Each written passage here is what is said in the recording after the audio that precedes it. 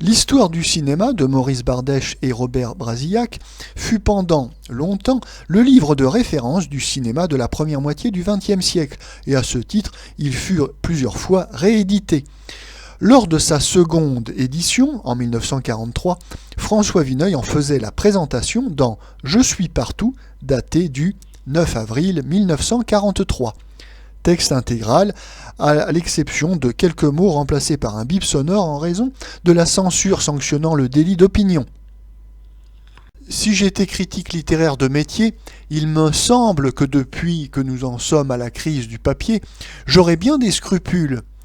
Quand cette chronique sera imprimée, restera-t-il en librairie un seul exemplaire de leur nouvelle « Histoire du cinéma ».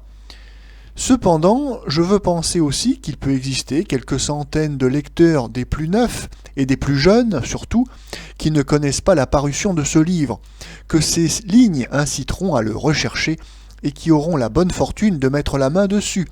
C'est à eux que je dédie cordialement ces colonnes. Je ne sais pas si vous êtes comme moi, mais je n'ai jamais mieux compris que depuis quelque temps combien certaines joies nous sont aussi nécessaires que le pain. Voilà tantôt 4 ans que par la volonté de la universelle, qui ose se dire championne de la civilisation, tous les musées de l'Europe sont fermés.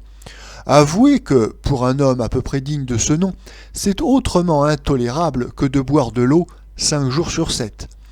Il nous reste nos albums, nos photographies, cet humble petit trésor amassé au hasard des voyages d'antan. Devant lui, les souvenirs aidants, on peut encore se promener un moment devant les Florentins et les Siennois des Offices, les Corot du Louvre, les Rembrandt de Dresde, les Rubens de Munich. Je viens d'éprouver un plaisir analogue en ouvrant l'autre jour l'histoire du cinéma de Bardèche et Brasillac. Devant ces photographies si intelligemment choisies qu'elles concrétisent un ouvrage entier, qu'une seule d'entre elles projette dans notre mémoire des séquences entières, devant ces descriptions si ingénieuses et si justes, je voyais avec une espèce d'enivrement 30 années de cinéma revivre autour de moi. En toute équité, je devais bien un article à nos amis, puisque je leur dois la plus belle séance de cinéma qui m'ait été offerte depuis le jour où le chien d'Aladier a fait coller les affiches blanches. Bardèche et Brasillac allant et venant depuis l'arroseur arrosé jusqu'à SOS 103. De la Suède à l'Extrême-Orient, en franchissant toutes les mers, nous rendent ce cinéma universel, dont l'universalité était un des grands charmes, une des forces aussi, par l'émulation féconde, les échanges surprenants qu'elle avait permis à sa plus belle époque, aux alentours de 1928, juste avant que le parlant ne vînt dresser les premières frontières. Au cours de ce livre, qu'ils ont voulu complet, et qui répond si prodigieusement à leurs désirs, Bardèche et Brasillac ont bien entendu cité, loué, plus d'un homme que nous tenons aujourd'hui à bon droit pour un ennemi, d'autant que le cinéma est aussi une arme de guerre. Je concevrais mal que l'on s'en étonnât. Les plus violents conflits, les plus farouches oppositions n'enlèvent rien au talent d'un ennemi. Il ne nous est jamais défendu de souhaiter que nous puissions un jour le ramener à nous, lui tendre notre main. Je ne parle pas naturellement des « quels qu'ils soient. Le seul devoir politique et civique en la matière, c'est d'envisager sans faiblesse le bannissement, voire pis, pour un véritable artiste, s'il s'avère irréductible, s'il fait réellement une besogne d'ennemi. Aucun don, même génial, ne saurait servir de protège salaud en l'occurrence.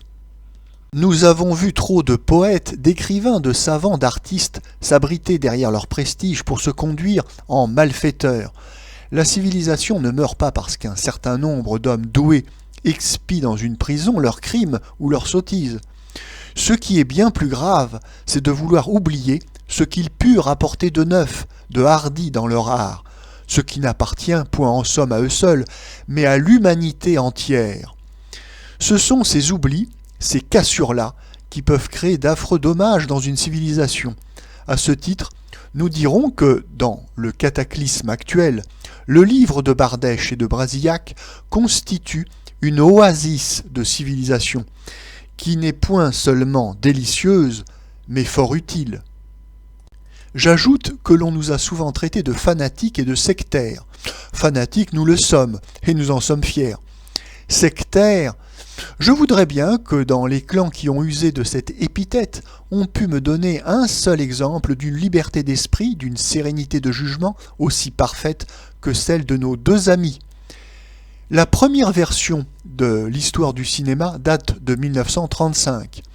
Elle était déjà considérable à l'époque. Prolongée jusqu'à la guerre, parachevée en certains points, elle forme maintenant un monument dont aucun équivalent n'existe. Leur histoire du cinéma est en effet le fruit d'une des collaborations fraternelles que l'on voit rarement s'établir avec un tel bonheur. La merveilleuse patience, la clarté de l'humour de Bardèche, notre Balsacien, la phrase de Brasillac, son naturel, sa charmante transparence, où nous retrouvons à chaque instant son goût joyeux de la vie, les méthodes de travail de l'un et de l'autre, le tout fondu au moule de deux esprits jumeaux et qui sont, dans ce domaine, inséparables. Il est difficile d'analyser un ouvrage où, soi-même, on est en harmonie quasi complète de prédilection ou d'exécration avec les auteurs. Le seul reproche que l'on pouvait adresser à la première histoire du cinéma était d'être un peu trop, par instant, le livre de deux amoureux du muet, à qui la poésie d'un passé tout récent mais révolu cachait plus ou moins les possibilités d'un avenir inéluctable. Le livre de deux connaisseurs à l'œil formé d'abord par l'école du cinéma nord-européen, Scandinavie, Allemagne, Russie, France du flamand Feder, des Parisiens René Clair et Renoir, et que leur premier enthousiasme armait de quelques préventions, parfois excessives, pour ce qui se faisait ailleurs, dans un rythme et un esprit fort différents. Le cinéma, depuis, a confirmé plus d'une fois leurs inquiétudes, mais dans son flot de films, dans sa marche vers de nouvelles et fatales conquêtes, il a effacé cette nostalgie exquise et cependant un peu trop tenace du muet, avec les menues injustices qu'elle pouvait entraîner. Je ne crois pas que l'on puisse cette fois relever une seule lacune dans cet immense panorama.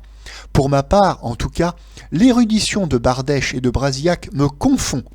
Professionnel de la chose, je n'oserais pas faire le compte de ce que j'ignore dans tout ce que ces deux amateurs, qui ont tant d'autres activités, ont vu et si bien vu. Il n'est pas un seul archaïque d'aucun pays, en remontant jusqu'aux plus informes tentatives, qui ait échappé aux investigations, à la curiosité inlassable de ces deux garçons qui étaient presque encore des adolescents quand le parlant naquit. Ils ont un chapitre incroyablement renseigné sur les cinémas du Japon et de la Chine.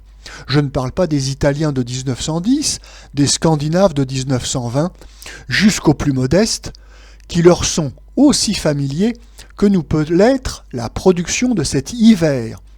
D'où l'inestimable prix de leurs livres pour de très jeunes gens enclins à croire que le cinéma a commencé avec l'honorable Catherine. Et ce ne sont point là des fiches, mais des souvenirs d'une vivacité extraordinaire. C'est cette surprenante mémoire qui enlève toute pesanteur à une documentation qui devrait être accablante. L'histoire du cinéma est un dictionnaire, un livre de travail d'un sérieux irréprochable, mais c'est aussi beaucoup mieux qu'un roman, car nous n'avons plus guère l'habitude de lire des romans aussi divertissants et mouvementés.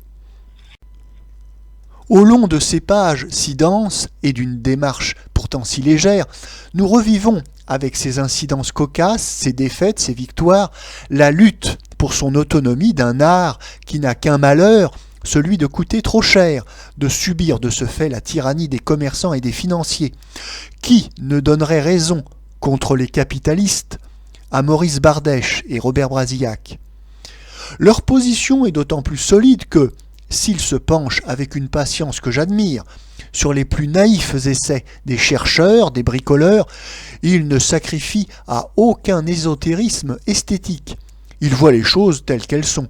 Ils savent que, sur le papier, on peut exploiter jusqu'au vertige les ressources du cinéma, mais que dans la vie, il faut passer par le producteur et le studio, qu'une certaine normalisation industrielle du travail, trop ignorée chez nous, demeure, malgré ses dangers, la meilleure méthode pour réaliser des films. Quand on compare la bêtise, la sordide ignorance de presque tous nos producteurs, spécialistes officiels, avec la lucidité et le savoir de ces deux amateurs, on considère, encore une fois, que le monde est vraiment mal fichu. Mais patience. Je le répète, l'évolution, l'épanouissement du cinéma peuvent être retardés à chaque pas par la sottise de l'argent. Ils n'en sont pas moins irrésistibles. Il faudra bien que le cinéma reconnaisse ses vrais serviteurs. Il ne pourra pas se passer d'eux éternellement. Ce qui est encore très amusant et curieux avec l'histoire du cinéma, c'est que ce gros livre pousse, s'accroît comme un arbre, mais un arbre dont nous ne savons vers quels inconnus il tend ses rameaux, quels fruits il portera dans les saisons prochaines. 1935, 1943, 8 années ont séparé la première édition de l'histoire et la seconde. Maurice, Robert, mes amis, on vous donne rendez-vous pour 1951. Fasse les dieux que pour cette date, où nous serons devenus de respectables quadragénaires, notre cinéma, notre pays, vous est requis pour des tâches autrement plus lourdes que vos plaisirs d'historien. Mais je connais nos gaillards, je sais trop bien que rien ne saura les empêcher d'écrire.